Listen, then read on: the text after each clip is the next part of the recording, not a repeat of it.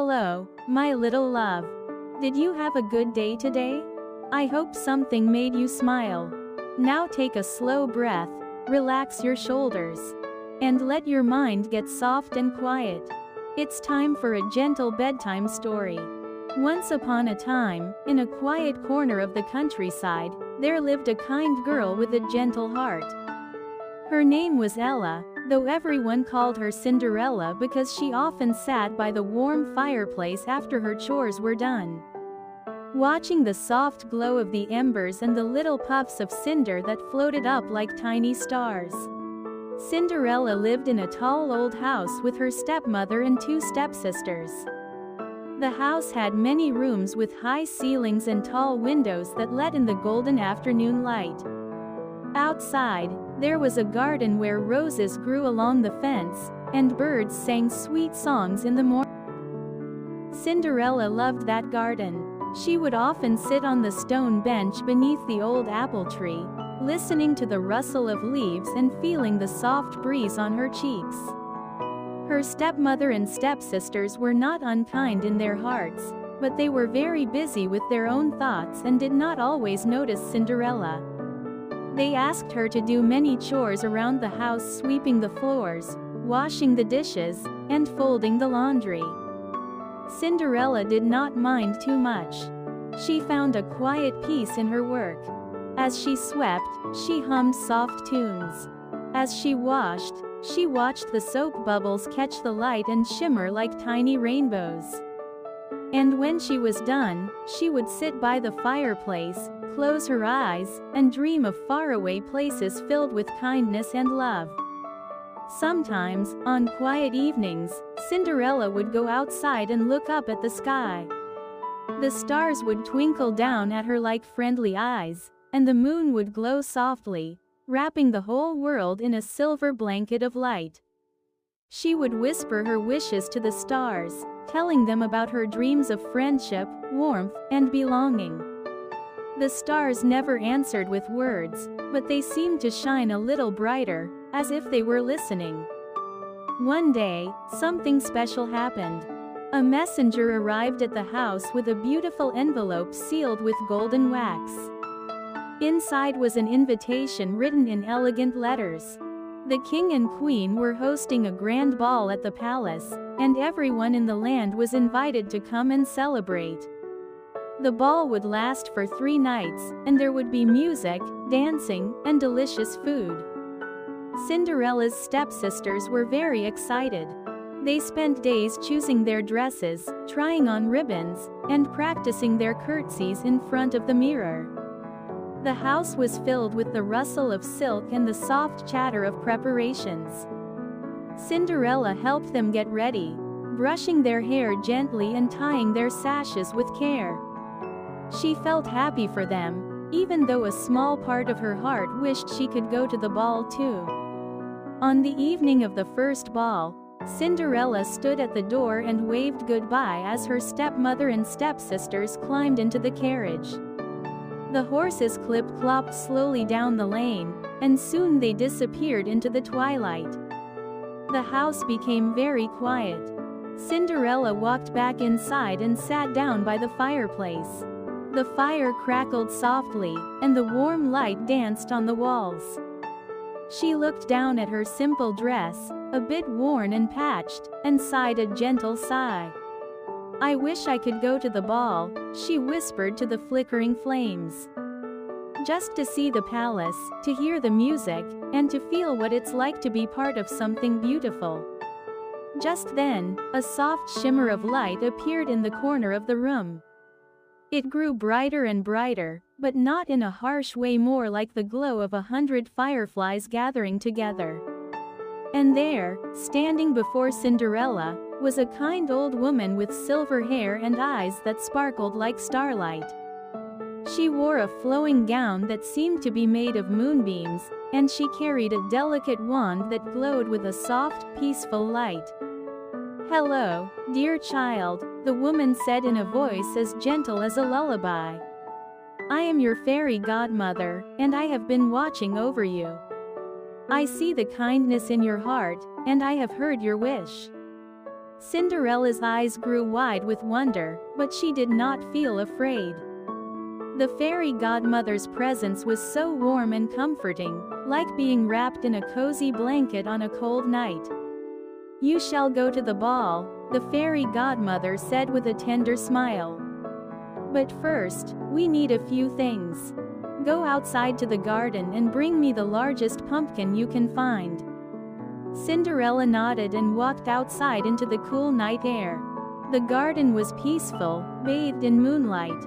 She found a big, round pumpkin sitting beneath the apple tree, its orange skin glowing softly in the silvery light. She rolled it carefully back to the house, and the fairy godmother touched it gently with her wand. In an instant, the pumpkin began to change. It grew and stretched, its rough skin smoothing into polished gold. Windows appeared, glowing with warm light, and wheels formed beneath it, all decorated with delicate silver swirls. The pumpkin had become a beautiful carriage, soft and inviting, like a little cottage on wheels. "Now," said the fairy godmother, "we need some horses. Look in the garden, dear. Are there any mice?" Cinderella remembered seeing some little mice near the shed. She found 4 of them, tiny, gentle creatures with soft fur and bright eyes. She brought them to her fairy godmother, who touched each one with her wand. Slowly, they grew and transformed into 4 beautiful white horses with silky manes and kind eyes. They stood peacefully, waiting patiently to pull the carriage. "And what about a coachman?" the fairy godmother asked. Cinderella thought for a moment and then remembered a fat old rat who lived near the well. She found him dozing in the moonlight and brought him back. With another gentle tap of the wand, he became a jolly coachman with a friendly smile and a fine coat. "Now, my dear," said the fairy godmother, turning to Cinderella, "it is your turn." She waved her wand in a slow, graceful arc, and a shower of soft, glittering light fell over Cinderella like warm rain. Her worn dress began to change, thread by thread, until it became the most beautiful gown she had ever seen. It was the color of a clear night sky, deep blue with a shimmer of silver, and it flowed around her like water. On her feet appeared a pair of delicate glass slippers, so light and comfortable she could barely feel them. They sparkled gently with every step, like morning dew on flower petals. Cinderella looked down at herself in wonder. She felt like she was wrapped in a dream. "You look beautiful, dear child," the fairy godmother said softly. "But remember, the magic will only last until midnight. When the clock strikes 12, everything will return to the way it was. So you must leave the ball before then." "I will remember," Cinderella promised, her voice full of gratitude. Thank you so much." The fairy godmother smiled and gently touched Cinderella's cheek. "Go now, and enjoy this evening. You deserve a little magic and happiness." Cinderella climbed into the golden carriage, and the horses began to walk slowly down the lane. The night was calm and peaceful. Fireflies blinked in the hedges, and the stars watched from above. Cinderella sat back against the soft cushions and watched the countryside roll by. Fields of flowers swayed gently in the breeze, and the distant hills were painted silver by the moon. She felt a quiet joy filling her heart, warm and soft like the glow of a candle. The palace appeared in the distance, its towers rising gracefully into the night sky. Lights shone from every window, and soft music drifted through the air, violins and flutes playing a slow, dreamy melody. As the carriage pulled up to the palace gates, Cinderella took a deep breath and stepped out. Her glass slippers made a soft, tinkling sound on the marble steps. Inside, the palace was filled with gentle light. Chandeliers hung from the ceiling, their crystals catching the glow of 1,000 candles. The walls were decorated with garlands of white roses and ivy, and the air smelled faintly of lavender and honey. People moved slowly across the floor, talking in soft voices and smiling at one another. Everything felt calm and peaceful, like being inside a beautiful dream. Cinderella stood at the edge of the room, taking it all in. She did not feel nervous or out of place. She simply felt grateful to be there, to see the beauty and feel the warmth of so many people gathered together. Then, across the room, she noticed someone looking at her. It was the prince. He was dressed in a fine coat of deep blue velvet, and his eyes were kind and thoughtful. He had been greeting guests all evening, but when he saw Cinderella, he paused. There was something about her, something gentle and true, that made him want to know her. He walked slowly across the ballroom, and when he reached her, he bowed politely. "Good evening," he said softly. "I don't believe we've met. My name is..." "I know who you are," Cinderella said with a shy smile. "You're the prince. And you are?" he asked, his voice warm and curious. Cinderella hesitated. She did not want to give her real name. "Just a guest," she said gently. "Here to enjoy the music and the beauty of the evening." The prince smiled. "Would you like to dance?" Cinderella nodded, and he offered her his hand. Together, they walked to the center of the ballroom. The musicians began to play a slow, gentle waltz, and they began to move together across the floor. It felt like floating. Cinderella forgot about everything else, her chores, her worries, even the ticking of the clock.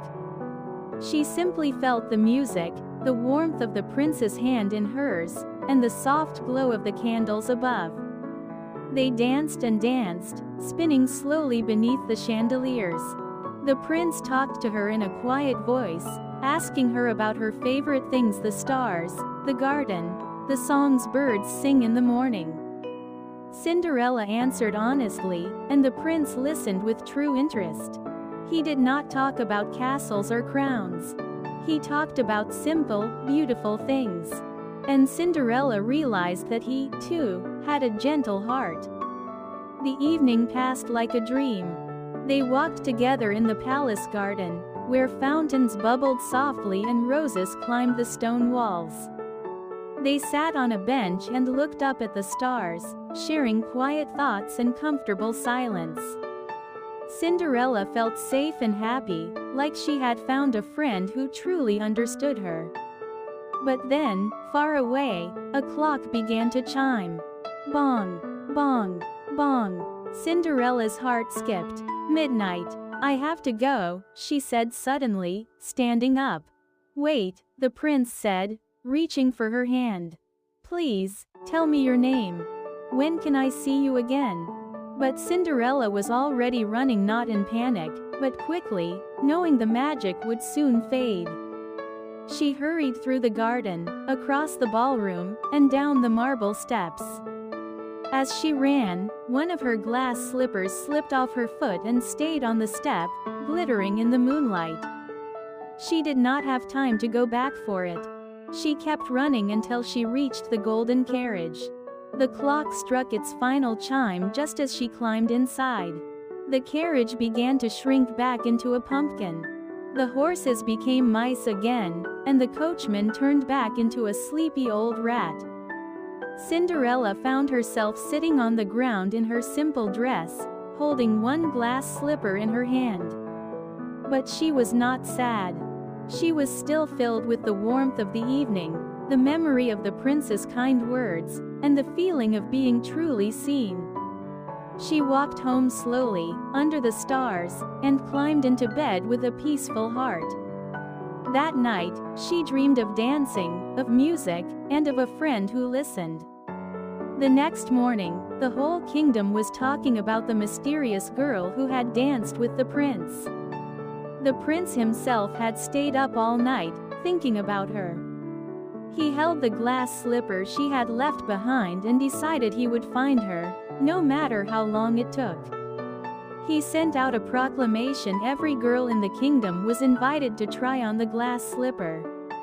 The one whose foot fit perfectly would be the prince's true friend, and he would invite her to return to the palace. Days passed, and the prince's attendants traveled from house to house, carrying the slipper on a velvet cushion. Finally, they arrived at Cinderella's home. Her stepsisters tried on the slipper, but it was far too small for them. They tried and tried, but it simply would not fit. "Is there anyone else in the house?" one of the attendants asked. "Only Cinderella," said the stepmother. "But she didn't go to the ball." "Everyone must try," the attendant said kindly. So Cinderella came forward. She sat down quietly, and when the attendant placed the glass slipper on her foot, it fit perfectly like it had been made just for her. And then, from her pocket, Cinderella pulled out the other slipper and slipped it onto her other foot. The attendants smiled, and the stepmother and stepsisters stared in surprise. But there was no anger, only wonder. The prince arrived shortly after, and when he saw Cinderella, his face lit up with joy. "It's you," he said softly. "I'm so glad I found you." "I'm glad too," Cinderella said, her heart full. The prince invited her to return to the palace, not as a guest, but as a true friend and companion. Cinderella agreed, and she brought her kindness, her gentle heart, and her love of simple, beautiful things with her. She and the prince spent many peaceful days together, walking in gardens, watching the stars, and talking about all the things that mattered most. And Cinderella never forgot where she came from. She visited her stepmother and stepsisters often, and over time, they grew closer. They learned from her kindness, and the house became a warmer, gentler place. Cinderella lived the rest of her days surrounded by love, friendship, and peace. She never needed grand things to be happy. She had the stars, the garden, the warmth of the fire, and the people she cared about. And that was more than enough. You did well today, my little love. Now let your eyes grow heavy, and let the night wrap around you like a soft blanket. Sleep well, sweet dreams, and rest deeply.